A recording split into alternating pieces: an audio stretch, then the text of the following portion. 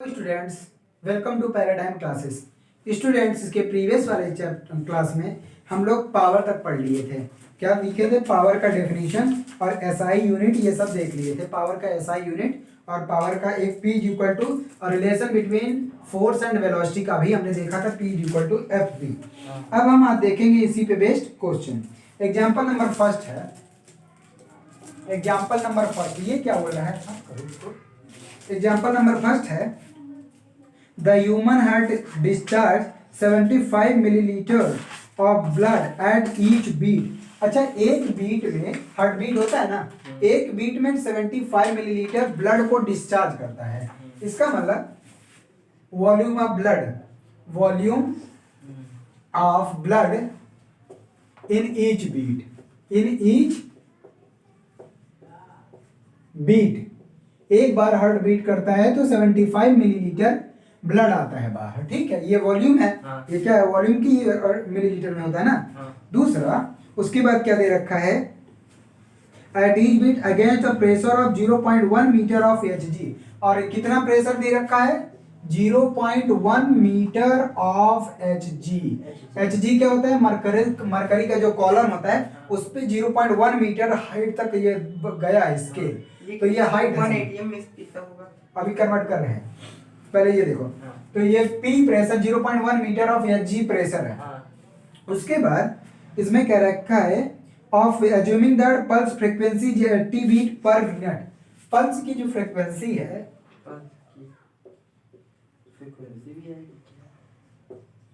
Pulse frequency, अरे ये major कर दे ना यहाँ पे। पल्स रेट 80 72 लगभग होता है, तो ये 80 बीट यहाँ दे रहा है। पल्स फ्रीक्वेंसी कितना दे रखा है? 80 beat per minute, beat per minute. हाँ, ठीक। उसके बाद कह रहा है कि डेंसिटी ऑफ मरकरी दे रखा है 13.6 इंटू 10 पावर 3। तो density of mercury, density of mercury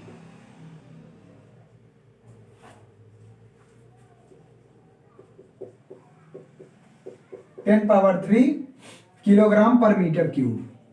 ठीक है, किलोग्राम पर मीटर क्यूब। तो इसमें पूछा है, इसमें पूछा क्या था? Calculate the power of heart assuming that pulse frequency 80 beat per minute. तो पावर ऑफ हार्ट पूछा है, पी, पावर ऑफ हार्ट।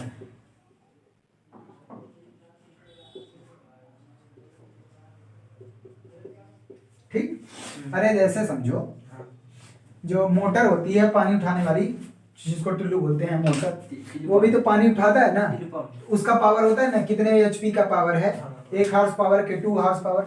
आखिर वही काम, पंपिंग का काम तो हमारा हार्ट भी कर रहा है, तो इसीलिए इसका पावर यहाँ पूछा है। ये सारे इंफॉर्मेशन देखे। ठीक है, चलो देखो। तो यहाँ पे सबसे पहले तो प्रेशर जो दिया हुआ है, इसको निकाल लेते हैं। प्रेशर का फॉर्मूला, अगर लिक्विड के टर्म में, अगर कोई लिक्विड है, किसी कॉलम में लिक्विड भरा है, जिस लिक्विड का अगर डेंसिटी रो है और एच हाइट तक लिक्विड, जैसे ये कॉलम है, ऐसे मरकरी कॉलम होता है ना, अगर एच हाइट तक लिक्विड भर दिया जाए, इसकी डेंसिटी रो है, इस पे जो ये प्रेशर लगाएगा वो रो जी एच लगाएगा, एच रो जी। ठीक, एच रो जी के बराबर। हाइट कितना गया? मरकरी कॉलम कह रहा है 0.1 मीटर, रख दो 0.1 मीटर। डेंसिटी मरकरी का दिया है 13.6 इंटू 10 पावर 3, ये भी रख दो। जी की वैल्यू 9.8 रख दो। ठीक, तो ये आ जाएगा प्रेशर कितना? न्यूटन इंटू न्यूटन पर मीटर स्क्वायर के टर्म में ये प्रेशर आ गया। इसका चाहे तो मल्टीप्लाई कर लो, कितना आएगा? ये 1.36, ये डेसिमल हट जाएगा, इंटू 9.8 इंटू 10 पावर 3। इसको ऐसे ही रहने दो, अभी लास्ट में पूरा कैलकुलेट करेंगे। ये आ गया प्रेशर। अच्छा, वॉल्यूम दिया हुआ, ईच बीट में एक बार हार्ट बीट करता है तो 75 मिलीलीटर दिया हुआ है, तो 80 बीट पर मिनट कर रहा है। मतलब 1 मिनट में 80 बीट कर रहा है, तो 1 मिनट में कितना निकालेगा? तो ये निकालो। तो 1 minute total volume, total volume of blood, blood in 1 minute, in 1 minute कितना आ जाएगा? बोलो।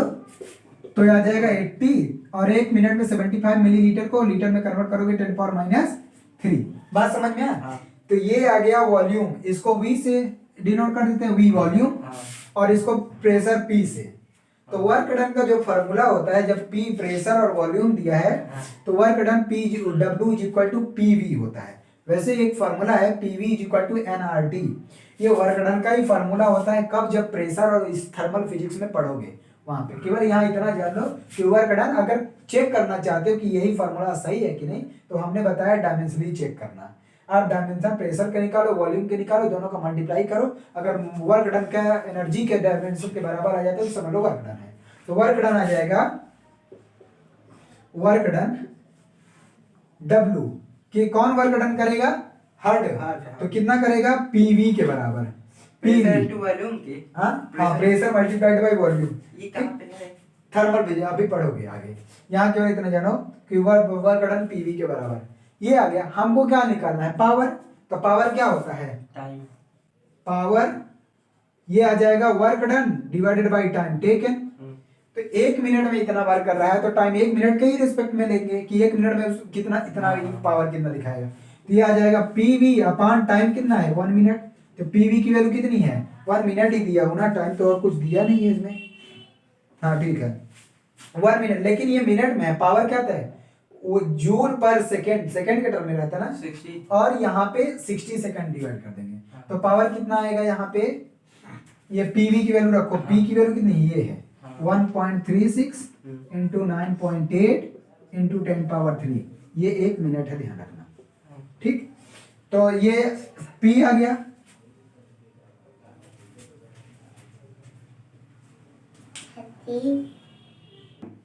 ठीक है, देखो तो ये आ गया क्या? 1.36 9.8 10 पावर 3 और वॉल्यूम क्या है? 80 इंटू 75 इंटू 10 पावर -3 है ना, ये आ गया लीटर। लेकिन एक दिक्कत और है, क्या? ये लीटर में है। लीटर को हमको ये तो थे लीटर में, वहाँ लीटर में है, लीटर वॉल्यूम की है, लेकिन लीटर को मीटर क्यूब में कन्वर्ट करना रहता है, क्योंकि यहाँ पे ऐसा ही यूनिट देख रहे हैं ना। हाँ। तो मीटर क्यूब में कन्वर्ट करने के लिए कितने से मल्टीप्लाई? 1 लीटर में कितना मीटर क्यूब? या सेंटीमीटर क्यूब होता है वो तो। हाँ, 1 लीटर में 1000 सेंटीमीटर स्क्वायर क्यूब होता है ना। हाँ। और अगर मीटर में कन्वर्ट करना पड़ेगा तो 10 पावर -3 से और मल्टीप्लाई करना पड़ेगा। -3 से नहीं, -6। हाँ, 10 पावर -6 से। अरे जी, 1 मीटर क्यूब में 1000 लीटर के बराबर। 10,000 मीटर, वो 10,000 वो सेंटीमीटर। 1 मीटर क्यूब में 1000 लीटर होता है। हाँ। तो 1000 से डिवाइड करेंगे तो 10 पावर 3 आएगा ना। 10 पावर -3 का और हाँ। मल्टीप्लाई कर दो अपान मीटर, ये मिनट है, इसको 60 सेकंड से डिवाइड कर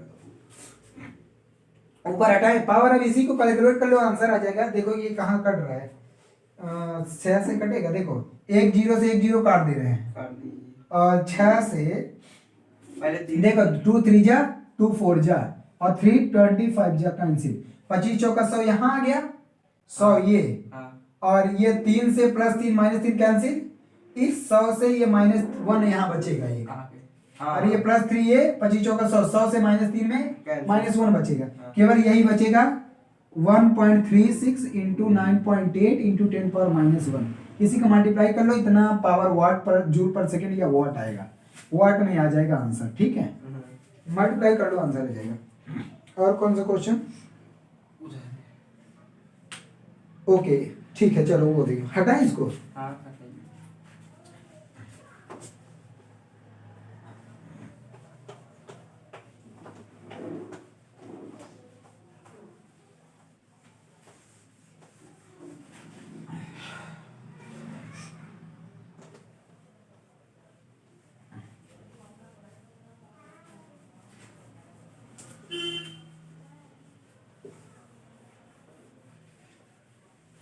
हाँ, नेक्स्ट क्वेश्चन 54 इसमें है ना लगाए हो।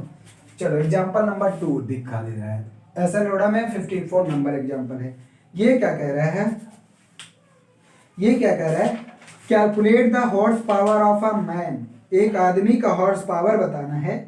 Who can chew ice at the rate of 30 ग्राम पर मिनट। मतलब किस रेट से वो आइस को च्यू कर रहा है?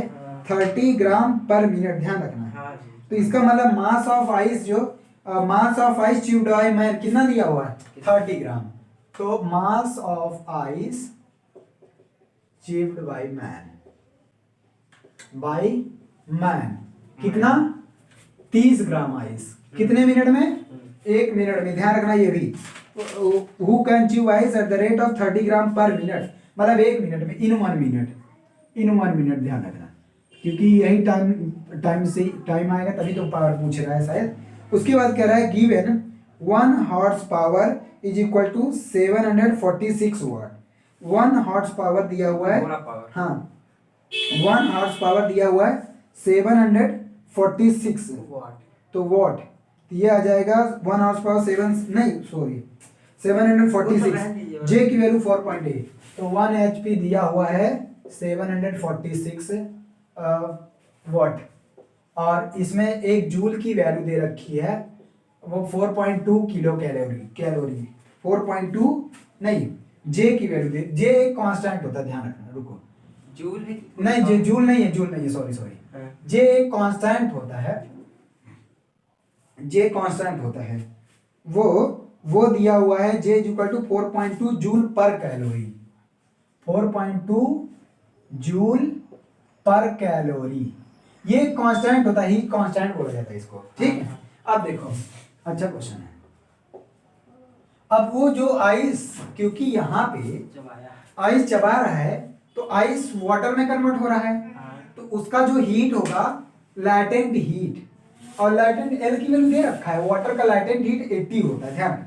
ये दिया हुआ, इसमें नहीं दिया। लैटेंट हीट ऑफ आइस दिया हुआ है 80, तो ये एल जो है लैटेंट हीट है।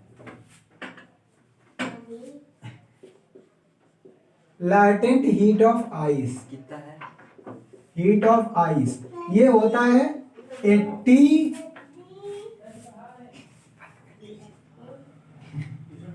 80 कैलोरी पर ग्राम।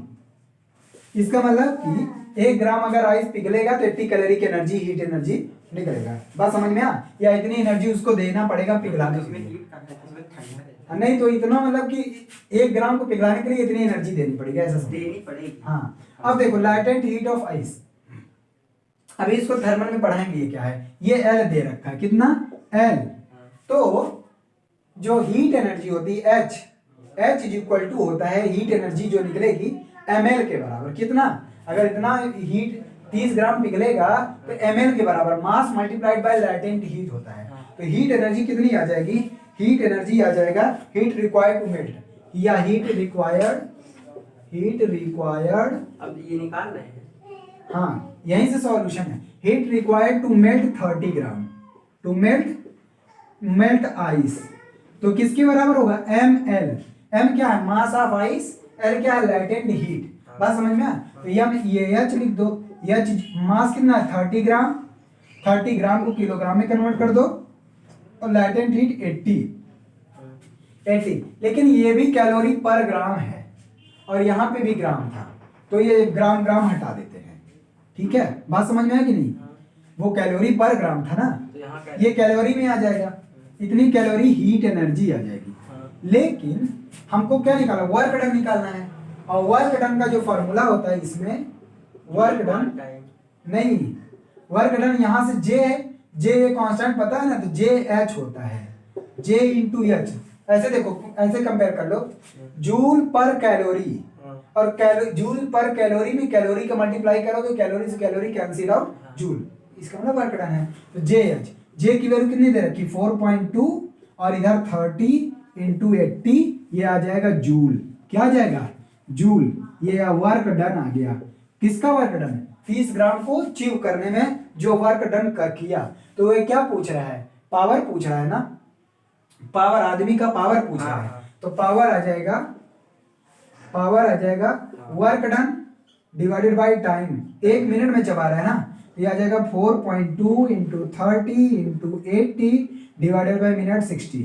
0 0 3 2 जा 240 जा, तो आ जाएगा 0 4 2 जा 8 4 4 जा 16 168। लेकिन ये 168 वॉट में है। किसमें है? वॉट में। हमको निकालना क्या है? हॉर्स पावर में। क्वेश्चन में ये पूछा था, क्वेश्चन में ये देख लो, क्वेश्चन में ये पूछा था कि calculate the horse power of a man. तो 1 हॉर्स पावर में 746 वॉट है, तो 1 वॉट में कितना हॉर्स पावर होगा? 1 watt is equal to 1 upon 746 HP। हमको कितने का निकालना है? इतना। तो मैन का हॉर्स पावर आ जाएगा, horse power of man, horse power of man will be, ये 168 डिवाइडेड बाई 746, ठीक, 746। इसका मैं डिवाइड करो कितना आएगा? 1680।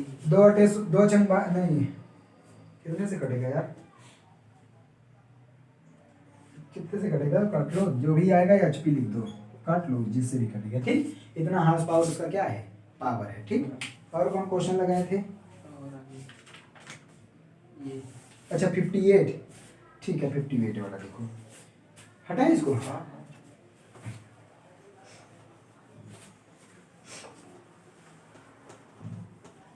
ये सब ऐसे हैं जो हम लगाए नहीं है, बाकी सब तो नहीं तो ये सब अभी है ही नहीं, तो कहाँ से कर पाओगे?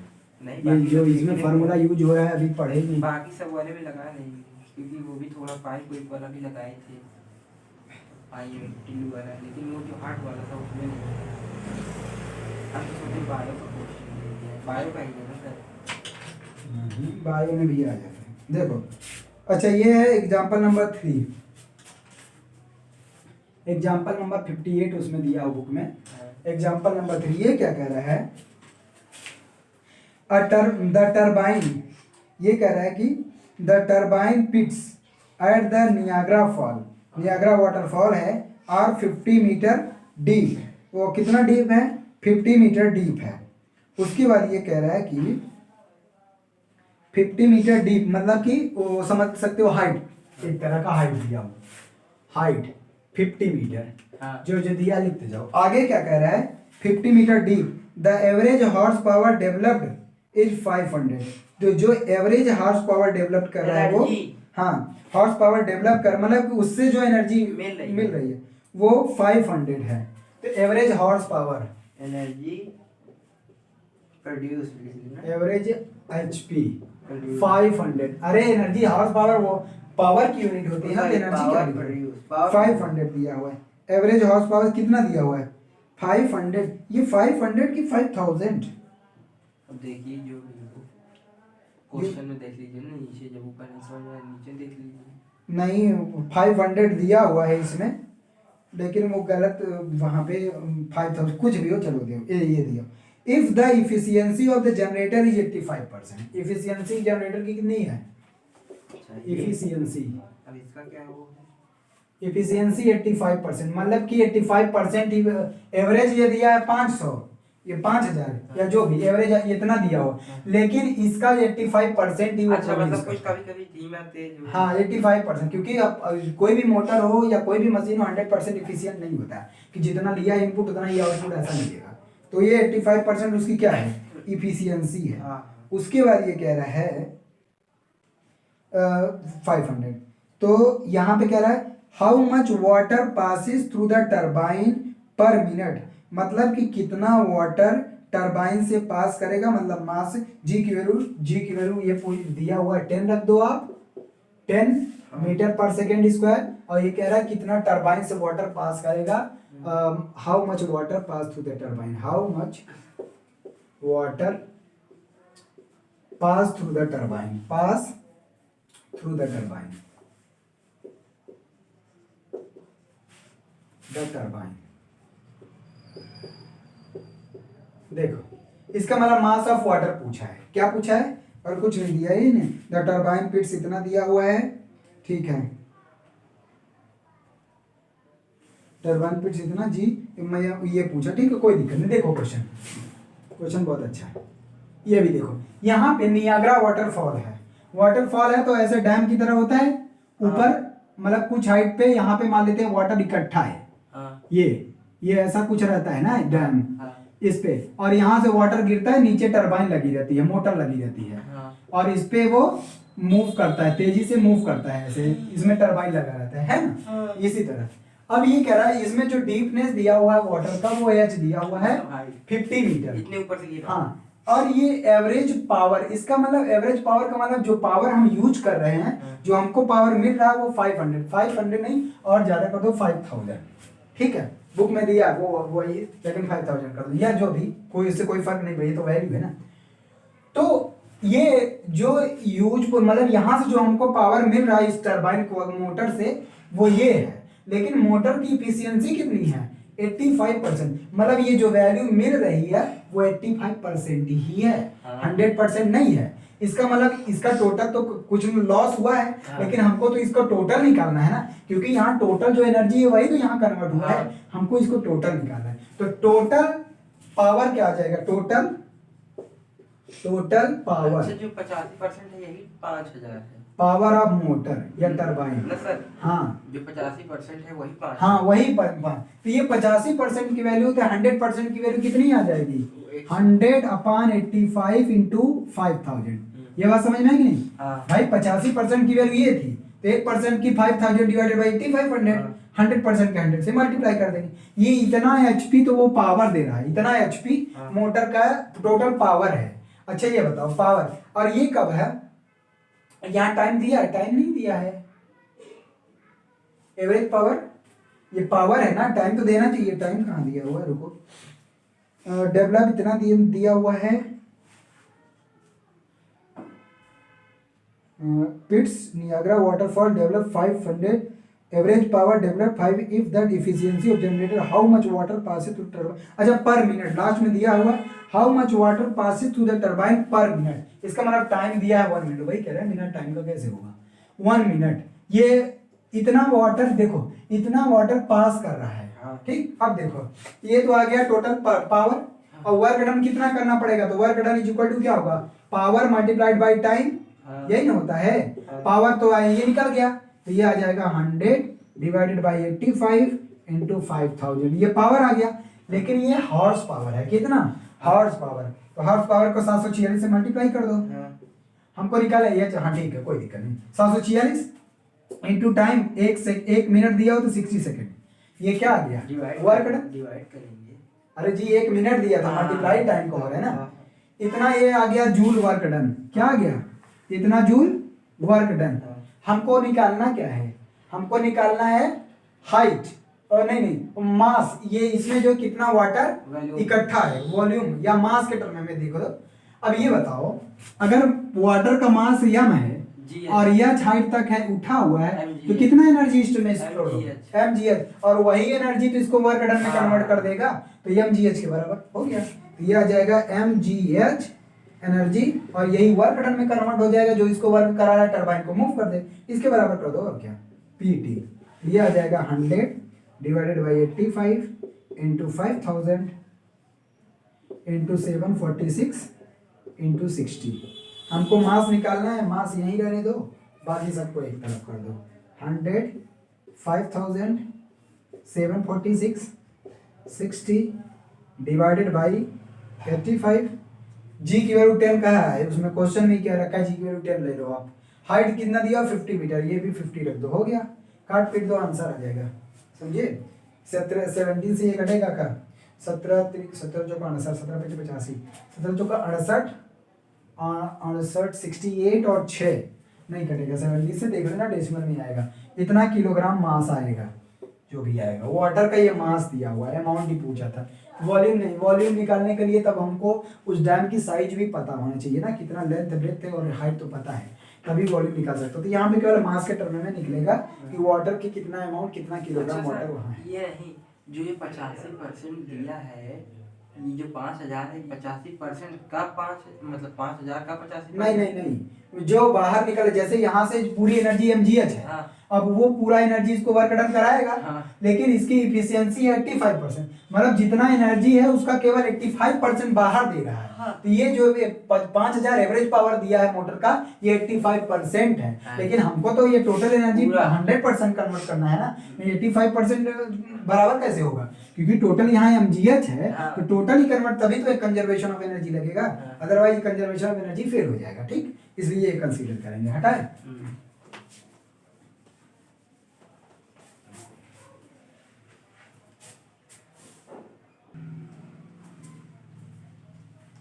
चलो, तो अब है क्या? Collisions. Collision,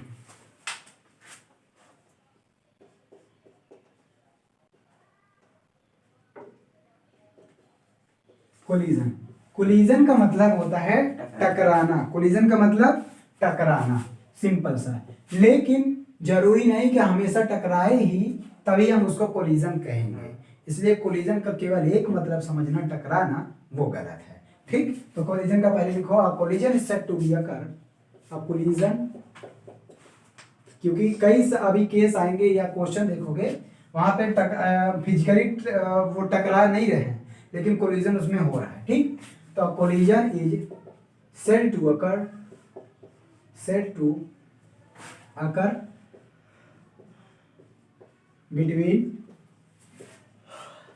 between two bodies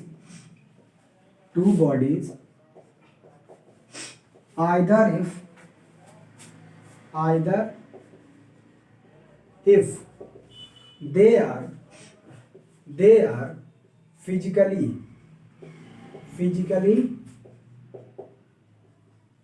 collide, physically collide का मतलब टकरा जाए, physically collide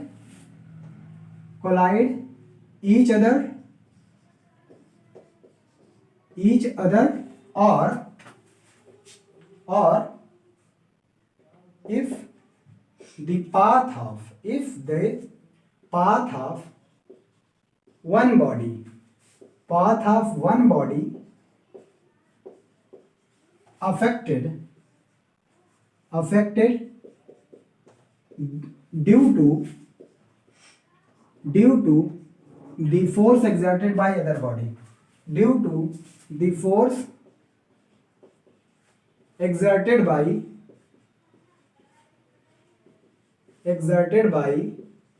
the other body, मतलब समझे, या तो दोनों टकरा जाए या तो एक, जैसे ऐसे समझो, इसका एग्जांपल बहुत अच्छे से एग्जांपल से समझ जाओगे।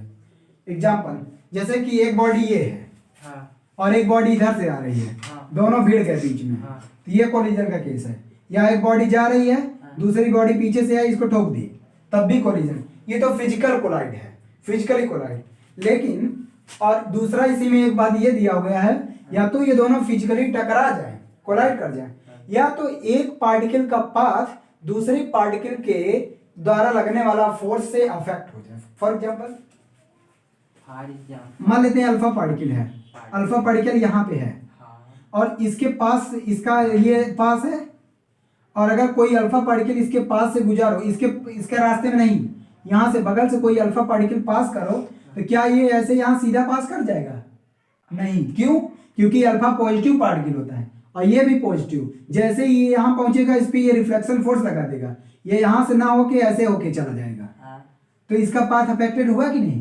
तो ये भी क्या है? कोलिजन है। बात समझ में आया? और बाकी कोलिजन और अल्फा स्कैटरिंग एक्सपेरिमेंट रदरफोर्ड का, उसमें भी क्या था, जो एल्यूमिनियम का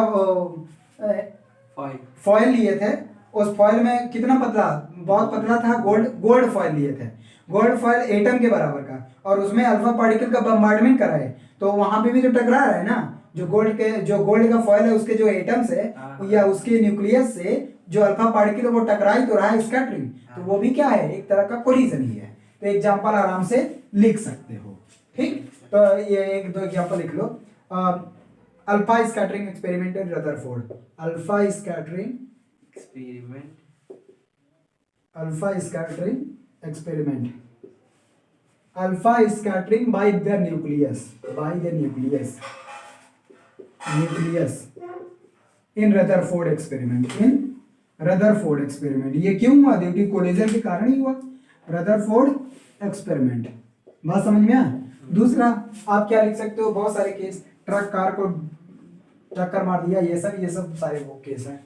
अल्फा स्कैटरिंग, और उसके बाद पाथ को अफेक्ट होने पे आप वो समझो, अगर एक इलेक्ट्रॉन है, ये इलेक्ट्रॉन है यहाँ पे, या ऐसे ले लो, यहाँ पे प्रोटॉन बैठा है, और इसका रास्ता ये है, और इसके बगल से अगर इलेक्ट्रॉन को पास कराओ तो क्या होगा? यहाँ पहुंचेगा, इसकी तरफ चला जाएगा, आएगा ना, तो ये भी पाथ अफेक्ट हो जाएगा। तो ये सारे इसके एग्जांपल है, बहुत सारे एग्जांपल है, आप पूरा यही पढ़ोगे।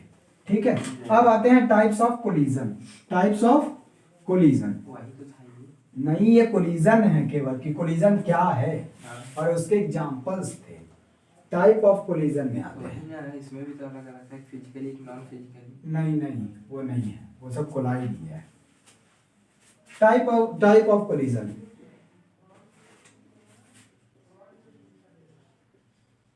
टाइप्स ऑफ कोलिजन, बस शॉर्ट में। फर्स्ट है इलास्टिक कोलिजन। क्या? Elastic collision. इलास्टिक कोलिजन में क्या होता है कि इसमें एनर्जी का लॉस नहीं होता। बस एक लाइन में, जब दो बॉडी एक दूसरे से कोलाइड करें या दो बॉडी के बीच में कोलिजन हो और ड्यू टू कोलिजन उनमें कोई भी एनर्जी का लॉस ना हो, तो इस तरह के कोलिजन को क्या बोलते हैं? Elastic collision. बात समझ में आया? मतलब जब दो बॉडी टकराएं और कोई एनर्जी का लॉस ना हो, लेकिन ये आइडियल केस है, ऐसा बहुत कम में देखने को मिलता है। अब तुम्हारे दिमाग में आ रहा है कहाँ से जी, कार एक ट्रक से लड़ गई तो एनर्जी तो लॉस हुआ। हम आइडियल के केस, कुछ केस में होता, कुछ पार्टिकल्स होते हैं जिसमें एनर्जी का, लेकिन कभी ऐसा नहीं हुआ 100% एनर्जी का लॉस। किसी न किसी फॉर्म में एनर्जी का लॉस होगा, ठीक है। लेकिन हम ये मान के चलेंगे इलास्टिक और इनइलास्टिक कोलिजन क्या होता है, ये टाइप्स हैं। किसी न किसी में तो होगा, तभी तो ये दिया हुआ है। इलास्टिक कोलिजन में there is no loss of any energy. बस एक लाइन में लिख लो, एक लाइन में इसको लिखना है बस। टाइप्स ऑफ एनर्जी में एक लाइन, क्या? There is no loss of kinetic energy during the collision, it is called elastic. इसमें no loss of kinetic energy, no loss of kinetic energy. Kinetic energy का कोई भी लॉस नहीं होगा। और देखो इलास्टिक कोलिजन में और क्या होता है, इसमें क्या क्या चीजें, इसका ये बात ध्यान रखना है, क्योंकि जब क्वेश्चन आएगा उसमें सीधा देगा इलास्टिकली कोलाइड कर रही है बॉडी और इन इलास्टिकली कोलाइड कर रही है, तो आपको जैसे ये बोलेगा कि ये इलास्टिकली कोलाइड कर रहा है तो वो सारी बातें दिमाग में आ जानी चाहिए जो इससे रिलेटेड है। तो पहला, इलास्टिक कोलिजन में क्या होता है? फर्स्ट, मोमेंटम कंजर्व रहता है। क्या? मोमेंटम कंजर्व रहता है। मोमेंटम कंजर्व रहता है इलास्टिक कोलिजन। हाँ। दूसरा, टोटल एनर्जी कंजर्व रहती है। टोटल एनर्जी कंजर्व रहती है। Total energy conserve. उसके बाद काइनेटिक एनर्जी का कोई लॉस ही नहीं हुआ। इसका मतलब काइनेटिक एनर्जी भी कंजर्व रहेगा, क्योंकि यहाँ पे लॉस नहीं हुआ ना, तो काइनेटिक एनर्जी भी कंजर्व रहेगा। Third, kinetic energy is conserved. दूसरा, काइनेटिक एनर्जी कंजर्व। तीसरी बात है इसमें जो, अच्छा, जिसमें एनर्जी कंजर्व रहती है, इसमें जो फोर्स इन्वॉल्व होंगे वो कंजर्वेटिव फोर्स होंगे। तो forces are conservative. Forces are conservative इसमें। हाँ, इलास्टिक कोलिजन के केस में फोर्सेज आर कंजर्वेटिव। और कंजर्वेटिव नॉन कंजर्वेटिव फोर्स पढ़ा दिए, पता है, इसीलिए तो पूछ रहा हूँ। इसमें हाँ कंजर्वेटिव फोर्स है। इसमें जो फोर्सेस इन्वॉल्व होंगे वो कंजर्वेटिव फोर्स रहेंगे, मतलब पाथ इंडिपेंडेंट। चौथा, इसमें जो है इस केस में जो मैकेनिकल एनर्जी का मतलब साउंड एनर्जी हुआ, मशीन वाली, हीट एनर्जी हुआ, ये सब लॉस नहीं हुआ। हाँ वही साउंड एनर्जी, हीट एनर्जी, वो तो उसी में आ जाएगा। ये सब लॉस नहीं हुआ क्योंकि कोई एनर्जी, तो there is no loss of mechanical energy, that is sound energy, heat energy. तो आप पहले लिखे टोटल एनर्जी कंजर्व, तो क्वेश्चन ही होगा। हाँ, तो ये मैकेनिकल एनर्जी कंजर्व रहेगा कि मतलब कि light energy, sound energy, heat energy के रूप में mechanical energy is not converted. ये सब ना। अब दूसरा है in elastic collision. In elastic collision,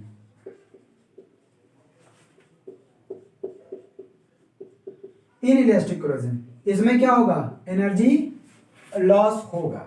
in elastic collision में क्या होगा? लॉस ऑफ काइनेटिक एनर्जी होगा। ठीक, तो इसमें लॉस ऑफ काइनेटिक एनर्जी होगा। लॉस ऑफ काइनेटिक एनर्जी, जब काइनेटिक एनर्जी का लॉस होगा तो क्या क्या इसके आराम से लिख सकते हो? मोमेंटम कंजर्व रहेगा। क्या? मोमेंटम कंजर्व रहेगा। इसमें मोमेंटम कंजर्व रहेगा, टोटल एनर्जी कंजर्व रहेगी, लेकिन काइनेटिक एनर्जी कंजर्व नहीं रहेगी। तो मोमेंटम, शॉर्ट में लिख दे रहे हैं momentum and kinetic energy. Momentum and, sorry kinetic नहीं, momentum and total energy. Momentum and total energy इसमें भी कंजर्व है। हाँ, एनर्जी कंजर्व रहेगी, लेकिन काइनेटिक एनर्जी कंजर्व नहीं रहेगी। इसका मतलब इसका कुछ एनर्जी हीट के फॉर्म में हाँ। और लाइट के फॉर्म में, साउंड के फॉर्म में निकल जाएगा। ठीक, तो इसमें कंजर्व रहेगी, कंजर्व। मोमेंटम और टोटल एनर्जी कंजर्व रहेगा हाँ। और काइनेटिक एनर्जी कंजर्व नहीं रहेगा। Kinetic energy not conserve, not conserve.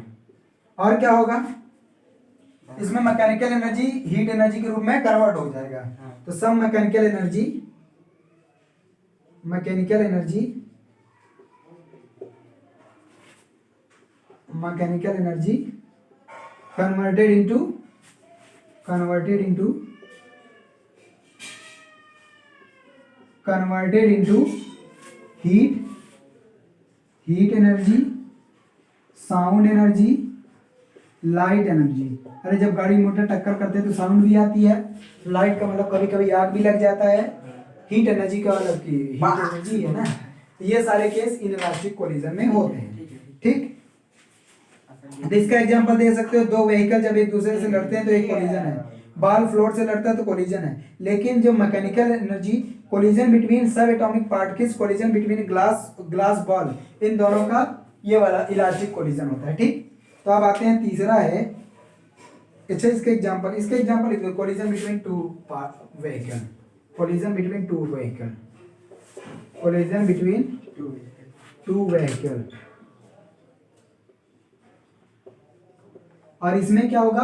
Collision between sub atomic particles. इसका एग्जांपल लिख लो, इसका collision between sub atomic particles, collision between sub atomic particles.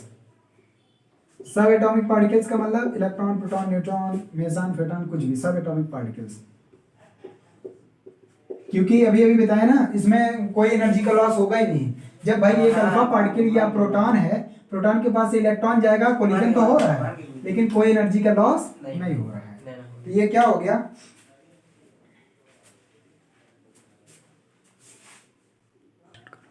ठीक है, देखो तीसरे टाइप का है, तीसरे टाइप का perfectly inelastic collision, perfectly inelastic collision.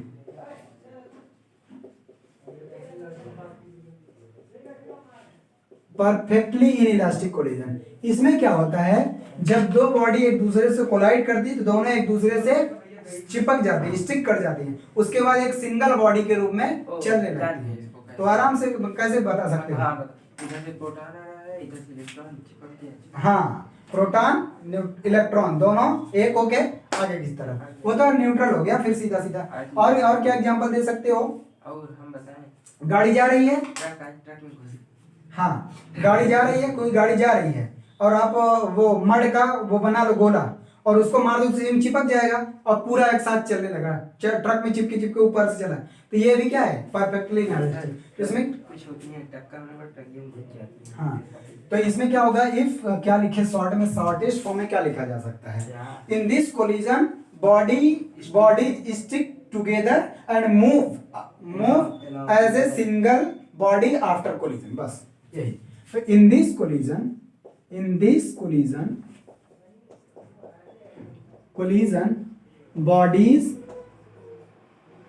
body stick together after collision and move with single body, move as single body, moves as a single body। बात समझ में आया? बस इतना शॉर्ट बहुत है। एग्जाम्पल क्या? मड को किसी पे फेंक दो, मड ऑन द वॉल है, या गाड़ी जा रही है उस पे आप कीचड़ फेंक दो, ये सब क्या है? तो mud on throwing mud on car, ये सीधा देगा, थ्रोइंग मड ऑन कार। अच्छा, इसके पहले क्वेश्चन भी बताया था हमने, एक क्वेश्चन बताया था कि बुलेट फायर किया गया, एक वुडन ब्लॉक था, उसमें जाके गोली धस गई और पूरा एक बॉडी के रूप में चलने लगी, बताया था ना। तो बुलेट फायर्ड इन wooden box, embedded, remain embedded, ध्यान रखना बाहर ना जाए, अगर बाहर चली जाएगी तो वो परफेक्टली इनइलास्टिक नहीं होगी। तो bullet fired in a wooden box remain embedded।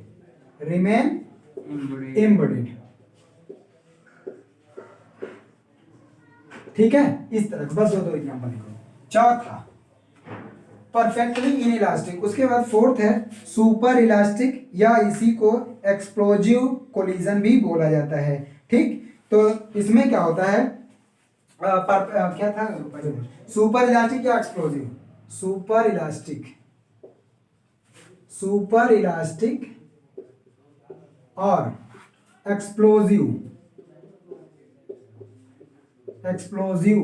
Collision. तो ये तो सीधा सीधा एक्सप्लोजन नाम से ही पता चल रहा है। कोलिजन, एक्सप्लोजिव कोलिजन का मतलब जहाँ पे एक्सप्लोजन होता है। अच्छा, तो ये बताओ, फायर या पटाखे जब बोलते हैं, दगते हैं, तो उसमें क्या होता है, मैक्सिमम का इनिशियली उनकी टोटल पोटेंशियल एनर्जी है, इनिशियली काइनेटिक एनर्जी 0 रहती है, वो मूव नहीं करते। लेकिन जैसे ही क्रैकर एक्सप्लोड करता है, काइनेटिक एनर्जी बहुत ज्यादा बढ़ जाता है। तो सीधा सीधा इसका लिख सकते हो, in this collision kinetic energy increases very large. या फिर ऐसे कर सकते हो, in this collision total potential energy converted into total kinetic energy, maximum kinetic energy. तो सीधा सीधा एक लाइन में इसको क्या लिखेंगे, in this collision kinetic energy increases more, या लार्ज, या क्या है, collision there is increase in kinetic energy. ठीक है, in this collision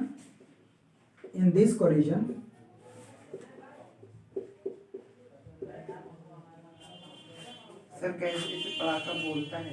large kinetic energy increases. हाँ, पटाखा बोलता है। हाँ, काइनेटिक एनर्जी। लेकिन सर एनर्जी तो नहीं उसको मिलेगी जितनी स्टोर रहेगी उससे ज्यादा। हाँ, तो वही तो कह रहा हूँ, तो तब तो पोटेंशियल एनर्जी थी ना। हाँ। और काइनेटिक एनर्जी 0 थी, और एकाएक इतना तेज फटा, देख तो कितनी तेज भागती हैं चीजें, भागती है, लेकिन फट एनर्जी है जो उसमें पोटेंशियल है वही कन्वर्ट। हाँ, तो हम लेकिन इसमें लॉस कम। नाम है इलास्टिक। इलास्टिक में एनर्जी कंजर्व, तो टोटल जो पोटेंशियल था वही काइनेटिक में कन्वर्ट हो गया, टोटल फट गया। साउंड एनर्जी में भी हो गया, पहले में भी हो जाना चाहिए ना। हाँ, तो ये सुपर एक्सप्लोजिव कोलिजन नाम दे दिए, और क्या होना, मतलब उस हिसाब से तो इसको इलास्टिक में ही होना चाहिए। हाँ, तो इलास्टिक का ही पार्ट है सुपर इलास्टिक, लिखा है ना सुपर इलास्टिक नहीं sir, super elastic. Elastic in elastic था ना। हाँ, उसके पहले इन इलास्टिक था, परफेक्टली ना। तो ये क्या है, in this collision kinetic energy is increases. ठीक, तो सीधा सीधा आराम से ना इसका एग्जांपल लिख सकते हो, क्रैकिंग ऑफ फायर क्रैकर लिख सकते हो। फायर क्रैकर, उसको बम को क्या बोलते हैं, पटाखे को? Fire cracker. ये सब जितने भी एग्जांपल होते हैं फायर क्रैकर्स में यही होता है। फिफ्थ है, या फिर ऐसे करो, bursting of cracker when they hits forcefully, collision of trolley with the another may release the compressed spring and releasing the energy stored in the। ऐसा कह रहा है कि जैसे एक ट्रॉली है, यहाँ पे collision of a trolley to another, collision of क्योंकि एग्जांपल देके पूछ सकता है कि किस तरह का कोलिजन है। कोलिजन ऑफ ट्रॉली समझा रहे हैं, ट्रॉली टू अनदर, किसी दूसरे कोलिजन ट्रॉली से, टू अनदर में कंप्रेस्ड,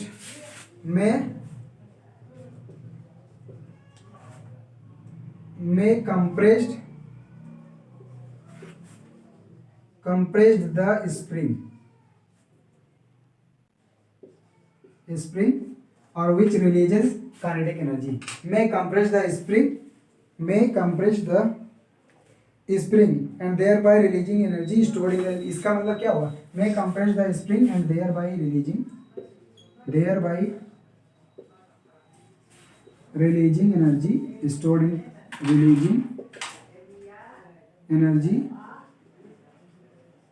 stored in spring। नहीं समझ पाए? शॉकर देखे हो, साइकिल में जो शॉकर लगा है, जब ऐसे एक धक्का देता तो स्प्रिंग कंप्रेस होती है कि नहीं? तो वो कोलिजन, क्योंकि एक बॉडी ऊपर है जो शॉकर के ऊपर है, और शॉकर जिस पे लगी हुई है उसमें, तो जब कम तेजी से आएगा तो कंप्रेस हुआ कि नहीं, स्प्रिंग कंप्रेस हुआ तो उसमें एनर्जी आ गया। अभी कल एनर्जी, स्प्रिंग का एनर्जी देखे थे, एनर्जी आ गया तो वही एनर्जी स्प्रिंग की एनर्जी स्टोर है तो उसको तेजी से फेंकता है कि नहीं, तो काइनेटिक एनर्जी फिर आएगी नहीं बॉडी में। हाँ तो ये क्या है, यही है, हाँ समझ में। ये ट्रॉली लगा है, जैसे उसमें ट्रॉली का मतलब दो ट्रॉली हैं, दोनों के बीच में एक स्प्रिंग लगी हो, अगर उसको आके ऐसे मार दिया धक्का तेजी से तो एक स्प्रिंग जो है कंप्रेस हो जाएगी और उसमें एनर्जी स्टोर हो जाएगी, स्प्रिंग की पोटेंशियल एनर्जी, और फिर जब वो रिलीज करेगी तो वो फिर से बाहर चली जाएगी। ठीक, अरे जैसे उसमें बॉल वाला केस देखे थे, मतलब कि एक स्प्रिंग है, ऊपर से एक बॉल गिरा, वो कंप्रेस हो गया, फिर बॉल को उछाल दिया पीछे की तरफ, तो हाइट पूछा था। ठीक, अब आता है head on and one dimensional collision.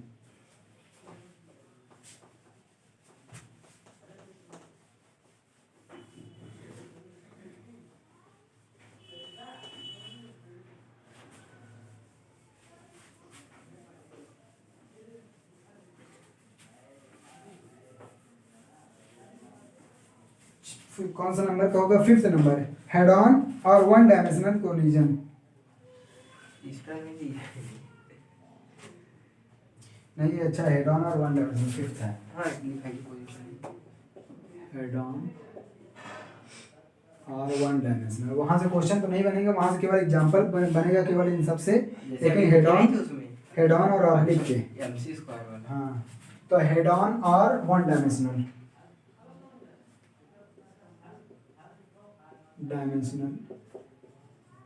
Collision. इसमें क्या होता है कि दो बॉडी जो कोलाइड करती हैं वो आफ्टर कोलिजन और बिफोर कोलिजन दोनों ही same straight line of path रहती हैं, सिंपल सी बात है। In this collision two bodies या colliding bodies, in this collision two colliding bodies remain on the same straight line of path before and after the collision. Simple से एक line में लिख दो कि it is collision in which the colliding bodies move along the same straight line path before and after. तो इसमें क्या होगा, कोलाइडिंग बॉडीज, शॉर्ट में लिख दे रहा हूं, colliding bodies move in same, हाँ, move along same straight line of path, same straight line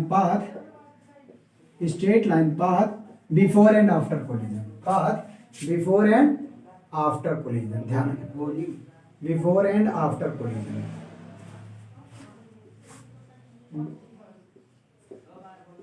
मतलब कि लड़ेंगे तो, लेकिन इनका पाथ का जो डायरेक्शन होगा वो चेंज नहीं होगा। ठीक है, तो इसका एग्जांपल आराम से लिख सकते हो, collision between to railway compartment.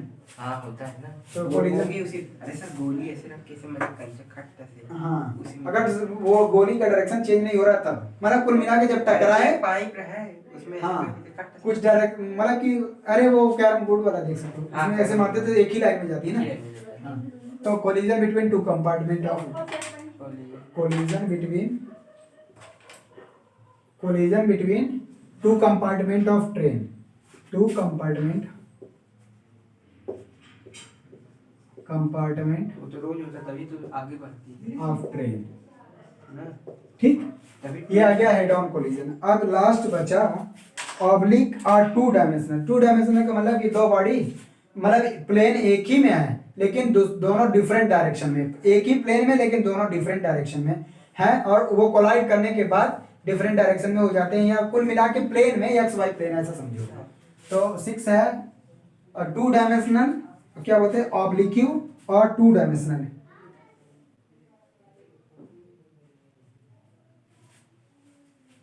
ऑब्लिक्यू या टू डायमेंशनल, ऑब्लिक्यू या टू डायमेंशनल,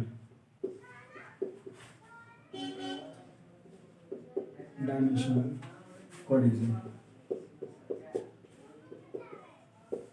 तो सिंपल सी बात है, इसमें जो है दो बॉडी जो कोलाइडिंग बॉडीज हैं वो एक same straight line of path में तो नहीं है, लेकिन कोलाइड करने के बाद और पहले भी दोनों प्लेन सेम प्लेन में हैं। ठीक, तो टू क्या लिखें, two colliding bodies which do not have same straight line of path. Two colliding bodies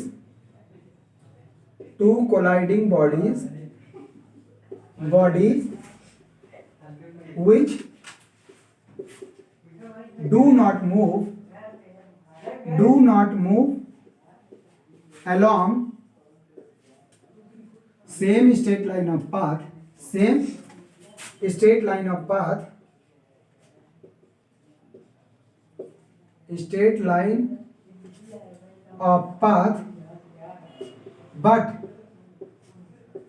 they are in same plane before and after collision. But they are in same plane, they are in same plane before and after collision. Before and after collision. हाँ ठीक, तो ये कोई भी body आप ले सकते हो जो जो डिफरेंट डायरेक्शन से आके कार टकरा नहीं जाते, एक इधर इस रोड से आ रही है, एक इस रोड से आ रही है, दोनों टकरा गए, एक उधर फेंका गया कि इधर फेंका गया, तो ये सारे उसके ही collision, collision between two carrom coins, ये भी कह सकते हो example, collision between two carrom coins.